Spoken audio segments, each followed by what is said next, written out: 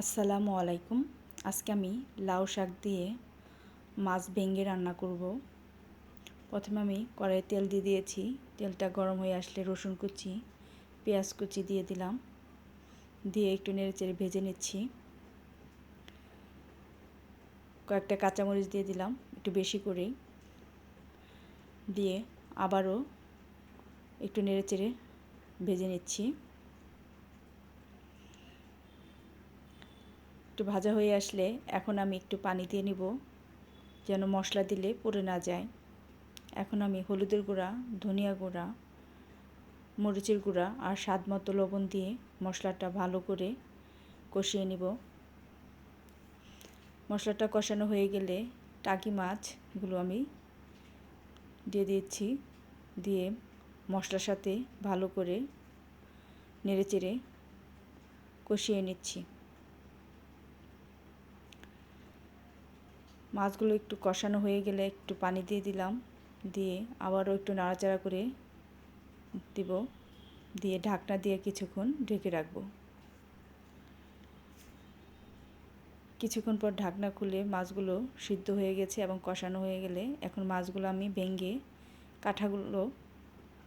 মাছের কাঁটাগুলো উঠিয়ে নিব। মাছগুলো একটু ভেঙে দিলাম। দিয়ে আবারও নেড়েচেড়ে একটু কষিয়ে নিব।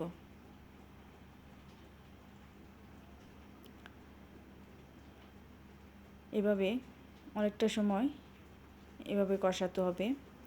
এখন আমি শাকগুলো দিয়ে দিলাম।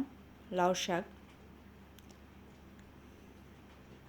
দিয়ে মাছের সাথে শাকটা একটু কষিয়ে নেব। সবগুলো শাক দেওয়া হয়ে গেলে ঢাকনা দিয়ে কিছুক্ষণ ঢেকে রাখবো, শাকটা যেন একটু মথে যায়। এখন আমি ভালো করে নেড়েচেড়ে শাকটা কষিয়ে নিচ্ছি।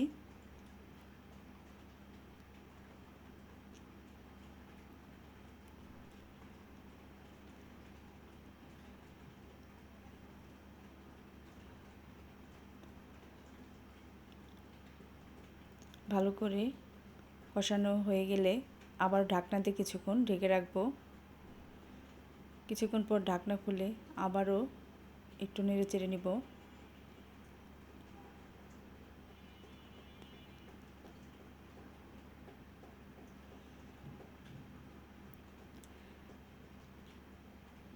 এখন আমি ঝোলের জন্য পানি দিয়ে দিচ্ছি, গরম পানি।